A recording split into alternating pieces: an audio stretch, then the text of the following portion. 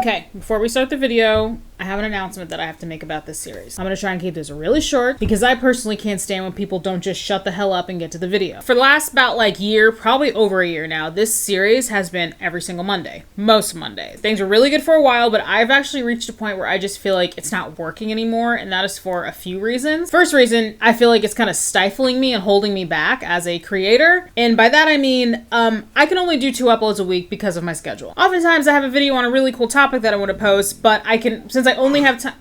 That's alpha. I only have it in me for 2 uploads a week. One of the uploads has to be this video, and then I really only have the other upload to post what I want to talk about. I want to allow myself to talk about more topics and upload a variety of different things. I only have it in me to edit and upload two decent length videos a week, and because this video has to be one of them, I just feel like I'm restricted in that way, and I don't like feeling like that anymore. Next reason is because this series is weekly every Monday. I feel like the quality is just starting to lack. I like to take the time to research for all of my videos, and I've been feeling for a long time, the last couple of months of this particular series, I'm missing really obvious stuff and good talking points. And I think it's because in my head while I'm editing, I'm like, okay, well, I just have to get this video up because it's Monday. Lastly, I feel like interest for the series is just not what it used to be. Obviously, I like doing YouTube, or else...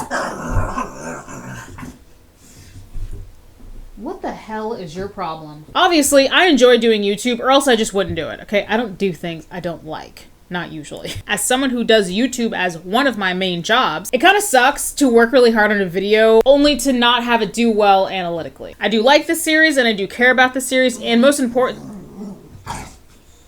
She's being ridiculous right now. It sounds like I have a baby shark behind me. I do like this series and I do care about it. And most importantly, I know that it's helped a lot of you. And I know a lot of people out there still really enjoy it. But for all the reasons I just highlighted, I'm not going to retire this series entirely.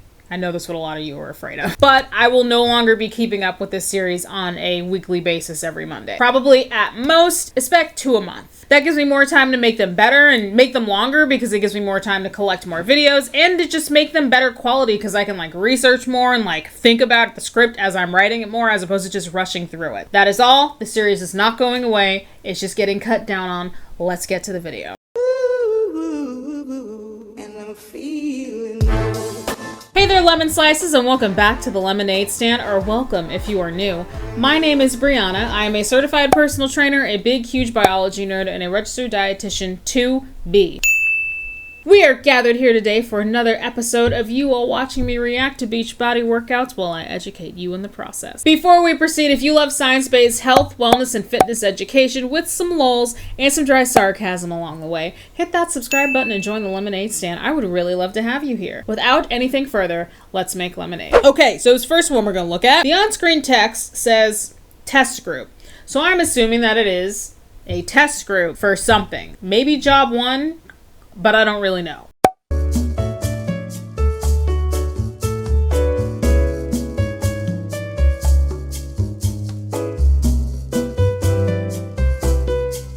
That clip was really short, so I did play it a few times. I have never seen this particular exercise before, so if you know what program this is from, as usual, drop it below, please. And when you do that, can you guys, I always ask you guys, hey, which program this is from? And a lot of you guys are great and always know, but can you say, in your comment, because I genuinely want to know, in your comment, can you be like, hey, that first one is from whatever program, that third one is from whatever program? Can you identify which one you're talking about?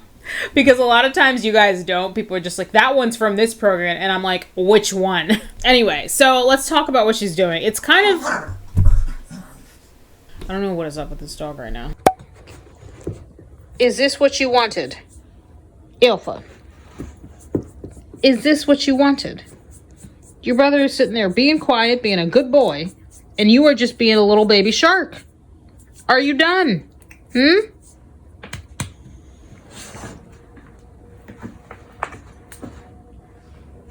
Alpha. Oh my god. This is enough dog footage, right? I don't need to show them at the end of the video, right? Because of this? Alpha, please sit quietly while mommy finishes. Mommy is creating.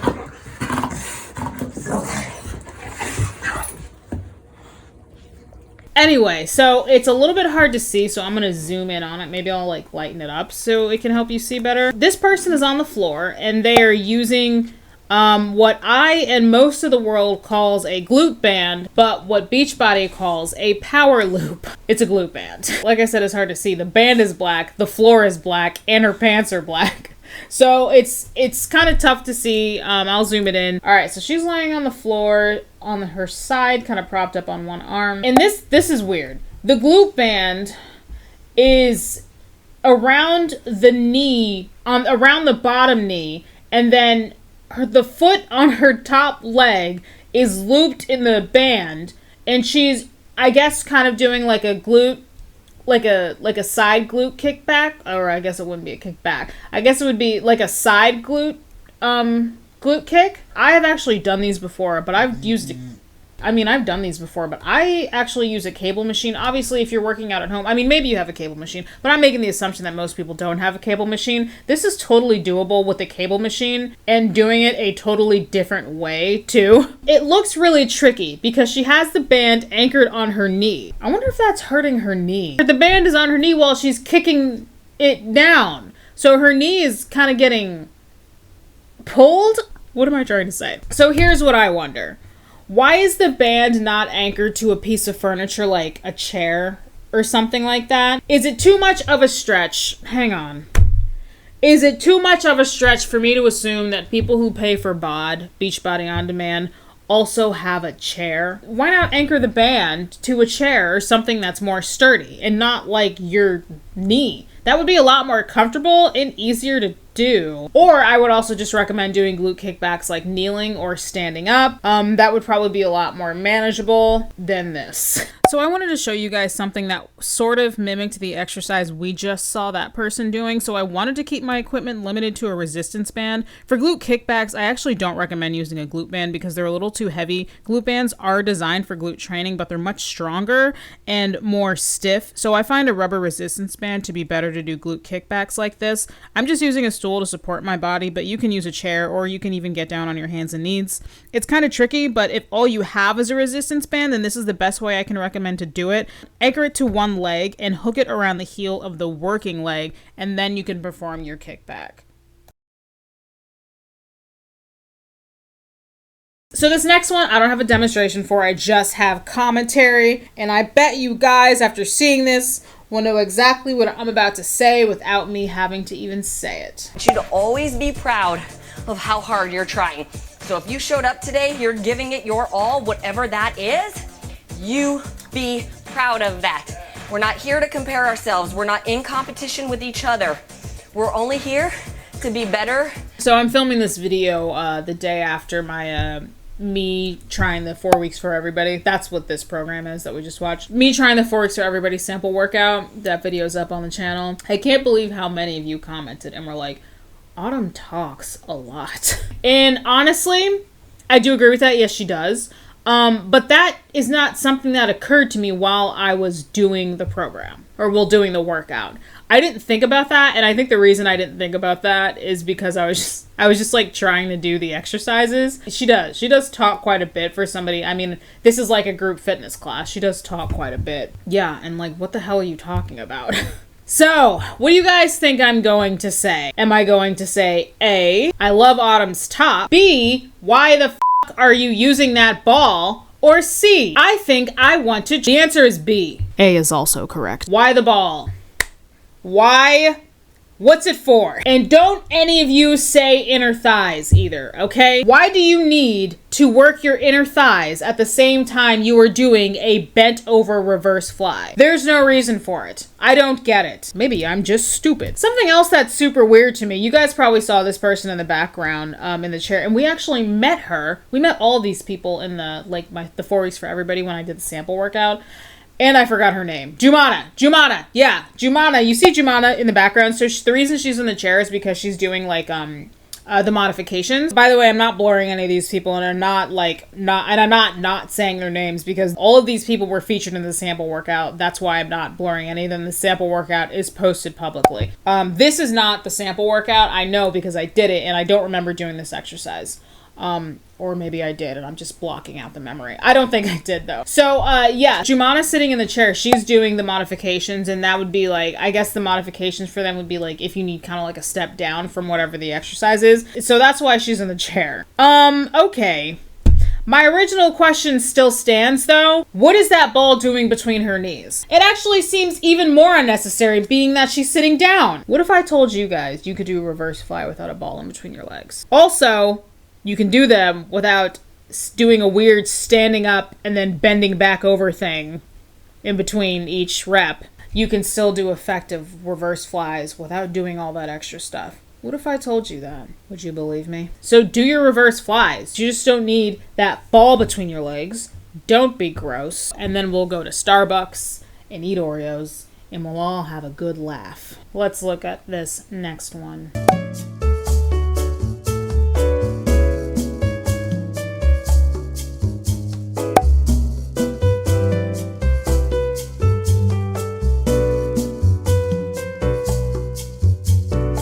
So I think this one is from the newest program, 4 Weeks for Everybody. It must be so exhausting to constantly have to pump out new fitness programs on like a rolling basis like this. I guess I kind of do that for my clients, but I mean, I guess not, because like when I do that, I'm making a fitness plan for one person and not like several thousand people.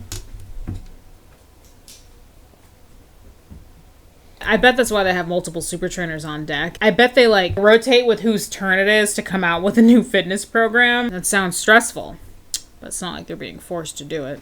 Or are they? So this exercise is weird.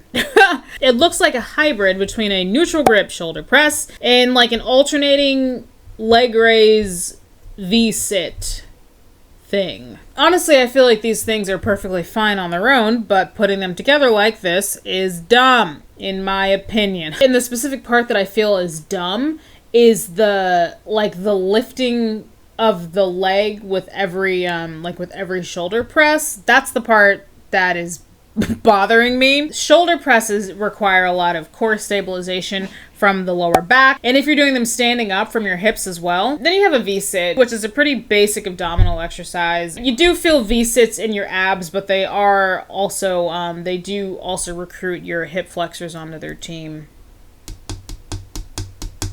I'm sorry, it's just been a while since I've done that. Your hip flexors also get involved with those too, so they're not just an abdominal exercise, which is fine, but V-sits kind of require that you kind of lean back and do a balancing act on your butt. The point is to engage your abdominals, your lower back, and use your hip flexors to kind of keep your back straight and keep your legs up. That's why it's called a V-sit, because you're holding yourself in that V-sit position. This takes a lot of work from your lower back. Now that's all well and good, but remember, your shoulder presses need your core muscles too. They have to share. Now, they can share, but it requires quite a bit of core strength and stabilization. And it can actually help you develop your core strength over time. I don't think there's anything wrong with doing a V-sit combined with a shoulder press, but I would actually just like hold the V-sit. I wouldn't do that thing that she's doing, like switching legs. I personally see that foot switching thing as an unnecessary step that someone added for no reason, in my opinion. I also do want to say that I really like the grip that they're doing for this shoulder press. This is what's called a neutral grip. If you have shoulders that are disrespectful sometimes, like mine are, then the neutral grip might be more comfortable for you than the standard wide grip. So here's the deal with the demo for this one. I already filmed the workout, and I wanted to show you guys what I just described, like me holding a V-sit, holding a light pair of dumbbells and pressing up into a press as I'm holding the V-sit. But for some reason, I only filmed a shoulder press and I have no idea why. I'm so sorry. But my dogs will be in the background, so it's fine. So like I said, I intended to do a V-sit hold while doing a neutral grip shoulder press, but for some reason, I only filmed the shoulder press. So here's me doing a regular, plain old seated neutral grip shoulder press in a chair. If you have an adjustable bench, I would actually recommend using that and adjust it up so that your back is fully supported. Like I said, the neutral grip is a little more comfortable for the shoulders, which is especially beneficial if you're like me and have shoulder trouble sometimes, which make standard shoulder presses uncomfortable for you. This next one, boys, girls, and humans, is yet another example of why Brianna hates that fucking ball.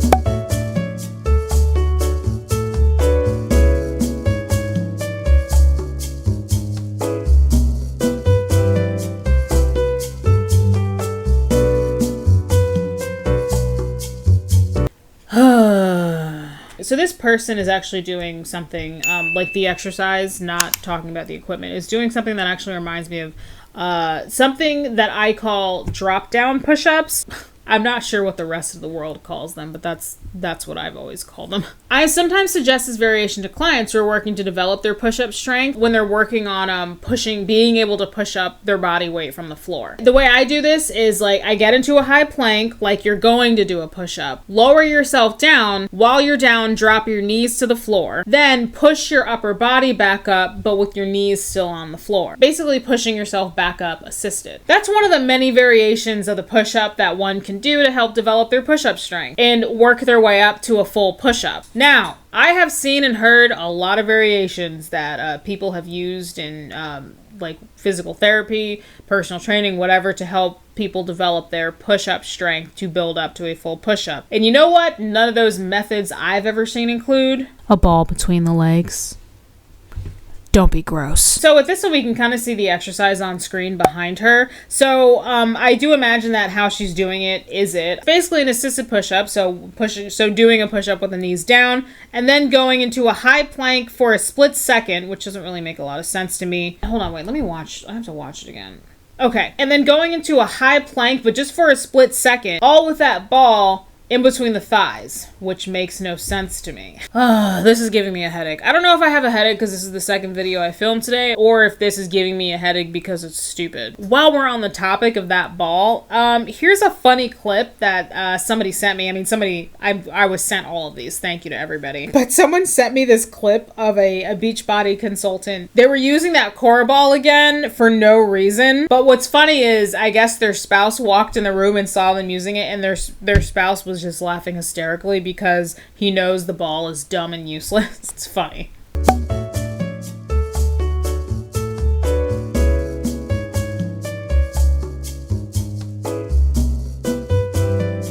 This is funny because her husband is laughing at how dumb the exercise looks with that ball between her legs like that. Let's read the caption real quick because it says some stuff. He was teasing me about the core ball, but I had the last laugh. Evil smiling emoji. Seriously though, just because these workouts are non-impact does not mean they're easy. They have complex, unique moves that will work your whole body, and the pelvic floor work is just a bonus.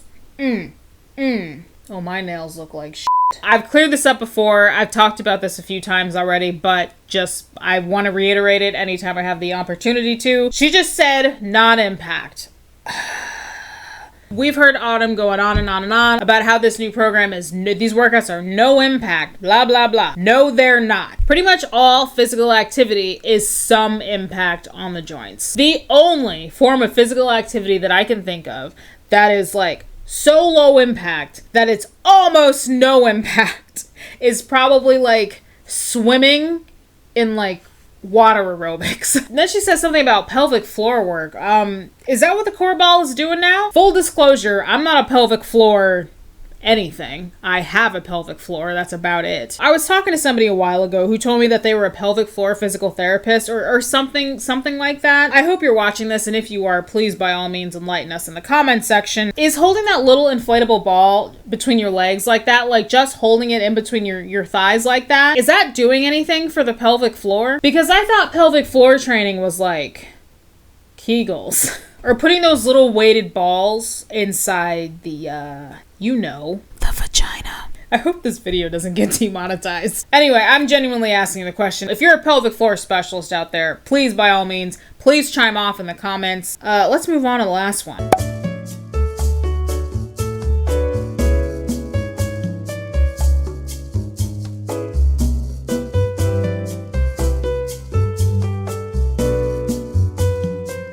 I think I'm gonna have to put something about balls in the title of this video. Just in case this video does get demonetized, can you guys do me a favor and like watch a bunch of my other videos on a loop? Because if you don't, the dogs won't be able to get new toys this month. Do you all really want to be responsible for this face not getting toys this month? Onyx, get back here so I can exploit you.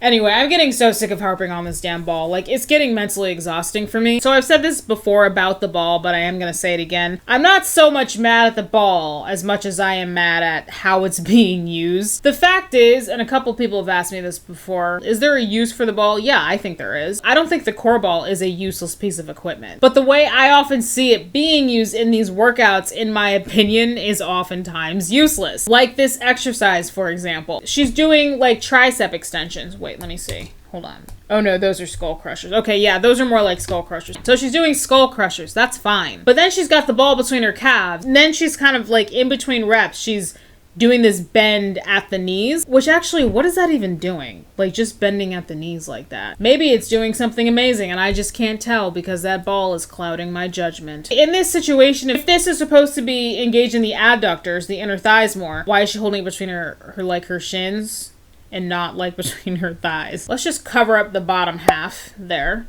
What that? She's just doing a skull crusher. Let's just leave it at that. Let's just do a skull crusher. And then the bottom half, alternatively, we could do something actually useful with the ball that's actually doing something. How about we do that? How about I show you guys a useful exercise using the core ball? So for this one, I already have it filmed, and I remember what I'm going to show you. I'm going to show you guys something that I've actually done before in yoga.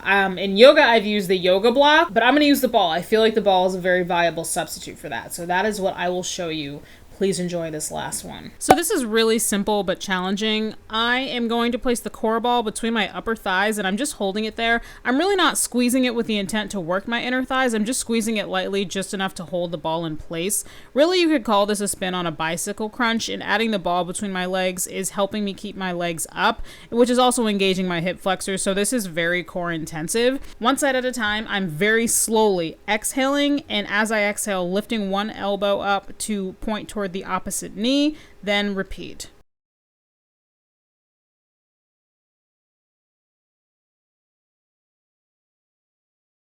And then here is some dog footage for you guys since it's the end of the video. Please enjoy this.